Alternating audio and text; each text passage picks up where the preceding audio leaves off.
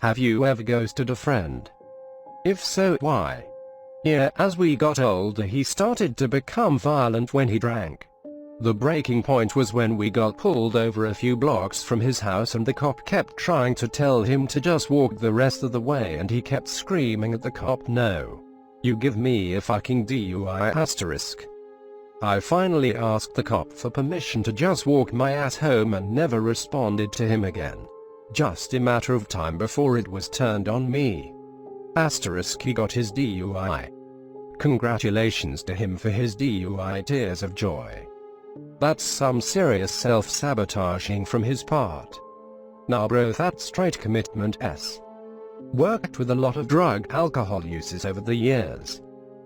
Maybe not this guy, but a lot of them get this weird dominance play while under the influence. Doesn't matter what it is, doesn't matter if it hurts them, it's how they regain control. Like the duck season bit. The man wanted a DUI so he got it, LMAO. Maybe he realized his life was crumbling away from his alcoholism and wanted a punishment to feel better about himself. Hope this guy is doing better now.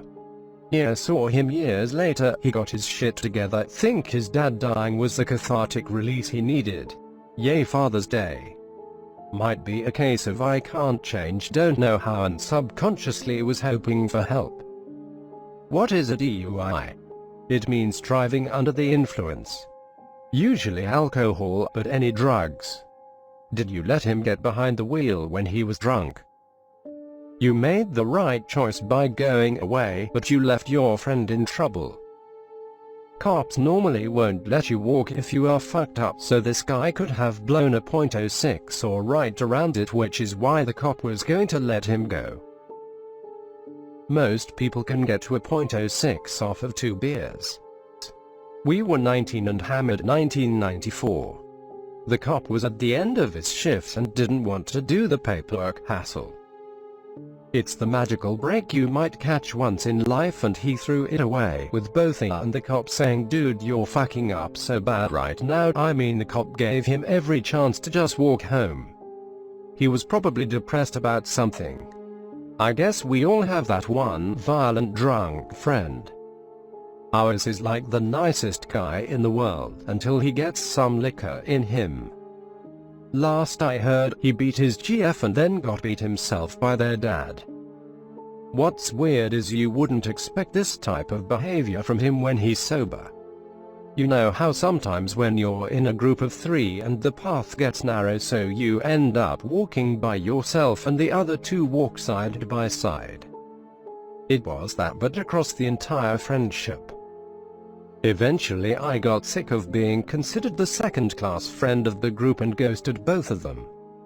Shit, I feel this. I get a little anxious whenever I'm on the sidewalk with friends and they go ahead of me. It always feels so lonesome whenever it happens, like I just got booted out of a game or something and my friends are still in it. Just start talking shit back there.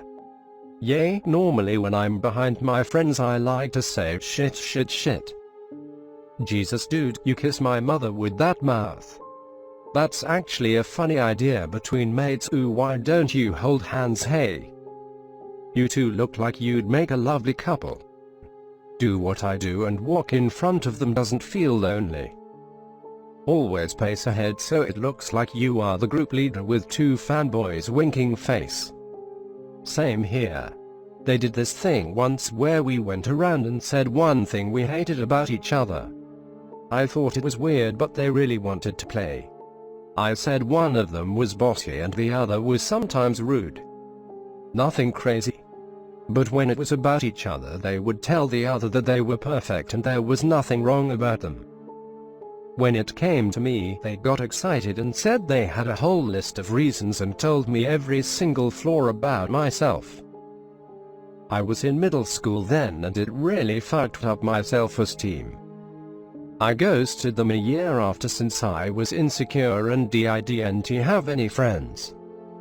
Pair of fake bitches. They planned it in advance like a 3-way core ambush. I'm so sorry. Opening square bracket. Yeah, they were pretty fucked up. Said a lot of fucked up shit about my appearance since I was taller than most of the school and fatter BC I was taller. I went to a whole different high school than everyone in that school and found some pretty amazing friends that have still rode with me through college. I was part of a group of friends in 5th grade, then they all turned on me. I never knew why. Just another brick in my wall, I guess. That experience is horrible, I'm sorry. I recently got scammed by a person I thought was my best friend. He did that to my other friend too, and the worst part is that he is acting as if everything is fine, and this thing broke me so hard, and what you have experienced I can't even imagine. I'm so sorry. Some people are total demons. I hope your friendships have gotten better. My best friend stabbed me in the back too by daring guys to ask me out, and they all laughed when I said yes, all happy and shit. Things have gotten better though. I'm sending you love and positivity, homie. What turds. NGL, that's pretty funny. I'm sorry to hear that. That's so painful. What made you realize you were the second-class friend of the group? They accidentally double posted, and that's unforgivable. What's double posting? They accidentally posted the same comment twice. It happens when Reddit is slow and you hit the button twice. Also, sometimes you hit it once and still get 2 posts. You lost a great opportunity here between your original post and your reply. They accidentally posted the same comment twice. It happens when Reddit is slow and you hit the button twice. Also, sometimes you hit it once and still get 2 posts. They accidentally posted the same comment twice. It happens when Reddit is slow and you hit the button twice. Also, sometimes you hit it once and still get 2 posts. They accidentally posted the same comment thrice. It happens when Reddit is slow and you hit the button thrice. Also, sometimes you hit it twice and still get 3 posts. The sad part is that I always kind of knew it, think it was mainly the sunk cost fallacy, 7 years of friendship and thinking I didn't have many other options for friends keeping me there. It was only after I spent in more time with real friends that I really started to wonder why I put up with them. I get you. They sort of convince you that they were your only true friends and you end up believing that no one likes you, but they probably did. Just getting out of that now. I was the seat filler for that third friend, making a foursome. I was never close with number 1 or number 2. I thought friend number 3 and I were best friends, but when I told them I had a boyfriend, number 3 freaked out and became verbally abusive whenever we hung out. I just stopped hanging with them and number 3 alone, and I finally had to write her a letter to leave me alone because every time we hung out she was a massive bitch. Been 9 years and not long enough. Number 3 was projecting insecurities and being a bitch because she was codependent and wanted attention from you. They never change. This exactly what I'm feeling. I don't really have anything in common with them. I just feel like a completely different person. I'm sorry to hear that. That's so painful. What made you realize you were the second-class friend of the group? I feel like I've seen this comment before. Am I having a stroke? I had this with my friendship in secondary school. No matter what happened, I was always the third friend. Then I came to a realization. I also have 2 sisters and it's the same with them. They're both significantly shorter than me as well, so when we're walking I can barely hear them anyway. But I'm always that third person. For me it's like this: if you're kind of having a 2-way conversation, the 2 that are conversing walk next to each other and the other guy goes back. If the conversation is going 3 ways, whoever jumps up front first is the chosen 2. If you're an introvert like me and suck at small talk, you go in the back and pretend they are your bodyguards. When I'm walking with friends and one of them has to walk by themselves because of a narrow path, I start walking kind of sideways so that I can face them both. It looks weird as fuck and I've tripped many times, but at least I can give them both my attention. I'm glad you got yourself out of there. It's easier to get tunnel vision in relationships and it can be scary to cut it off. I hope you've found a group that supports you. Same thing happened to me when I moved to a new school in year 8. Felt like they wanted me there. CUS they felt bad for me. Got tired of their weekly charity work towards me and left. Best decision ever. CUS that's how I eventually got close with my best friend. 7 years and going strong still. I'm sorry you felt that way. And I hope you're doing much better now, surrounded by better people. That was me with 2 friends that lived on the same street. I was a kid and didn't know how to handle it. I just did this a few days ago as well. It is kinda weird not having that group chat going all day, but it better, I think. Who want to chat with PPL who make you feel like shit? Man, I feel this way a lot. Actually, I feel this way about most my friendships I've made over the years. This happened to me, but kinda the opposite way. I was in a friend group of 3 in junior high and one girl was too insecure of me and the other girl getting too close. She insisted walking in the middle of us every time. She would cry if she is not in the middle. Eventually it got too awkward and we just ghosted her. Ghosted the close or insecure one. I used to feel this when I was younger, but as I got older I was hanging out with better people that actually enjoyed being with me and I turned into the dude that the group follows around when we walk places. Lol this, but my whole high school friendship group. I fell back when I got depression. Never caught up with them again and they never waited back to see if I was okay. Cheeky smiley face. Yeah, I did the exact same. If I was the one walking side by side, it was never long before I just got pushed to the back again. I ghosted them both and only hear from them on a rare occasion. I think I was more of just the other kid to them.